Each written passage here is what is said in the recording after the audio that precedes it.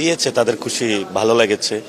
এবং মানে আপনি একজনকে মারলেন, চোখ তুলে ফেললেন, আবার তার বিরুদ্ধে মামলা দিলেন, তো এটা তো তারেক রহমানের সংস্কৃতি যে একজনকে মারো, ধরো, আবারই মামলা দাও, কি হবে? পরবর্তী কার্যক্রম কি?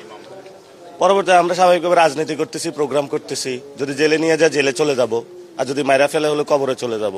ইন্টারেস্টিং বিষয় হলো তারা যে মামলাগুলো আমি দেখেছি মামলাগুলো করেছে, তারা অনেক ইন্টারেস্টিং বিষয় এখানে উল্লেখ করেছে যে আপনারা হামলা করেছেন বা তাদেরকে হয়রানি করেছেন। আসলে কতটুকু সত্য নয়, মিথ্যা। পুরা দেশবাসী প্রত্যক্ষ করেছে, পুরো টাইমে দেশবাসী প্রত্যক্ষ করেছে। এবং আপনারা দেখেছেন যে বলছে থানা থানা, আমি তো থানা যাই নাই।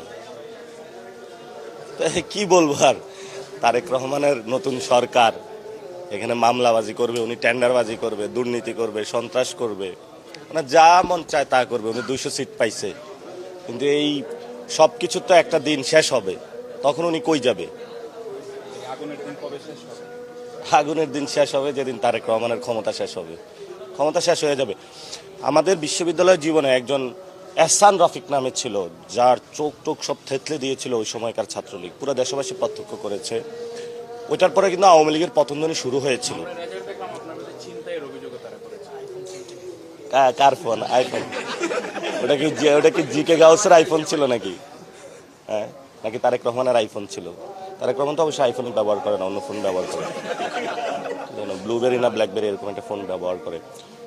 এটা খুবই লজ্জাজনক। মানে যা তারা করতেছে, তারেক রহমান যা বাংলাদেশে করতেছে, এটা বাংলাদেশের রাজনীতির জন্য লজ্জা। এবং উনি রাজনীতির যে সংস্কৃতি, এটাকে অপসংস্কৃতির দিকে নিয়ে যাচ্ছে। এবং ওনার রাজনীতি করার ইচ্ছে নাই। ইতালিতে বড় বড় মাফিয়া যে গ্যাং থাকে না, তো তাহলে তো উনি বলে দেখ যে আমি আজকে থেকে গ্যাংবাজি করবো, আমি রাজনীতি করবো না, এটা ঘোষণা দিয়ে করুক। রাজনীতির নামে গ্যাংবাজি করার কি দরকার?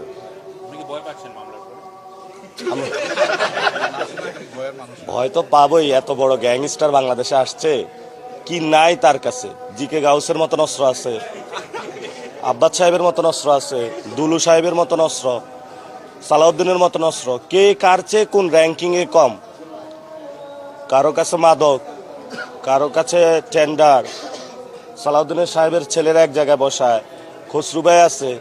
এগুলা র্যাঙ্কিং করলে ইতালির যে কোনো মাফিয়াকেও হার মানাবে, বিশ্বের যে কোনো মাফিয়াকে হার মানাবে। তো বাংলাদেশে যে এই ধরনের সবাইকে, মাফিয়াগুলাকে ছেড়ে দিয়েছে, সন্ত্রাসের রাজত্ব ছেড়ে দিয়েছে, আমার তো ভয় পাওয়া, মানুষে ভয় পাইতেছে। আমি কি মানুষ না? সবাই আমরা ভয় পাইতেছি, একটা টেরর রাজ্যে আছি।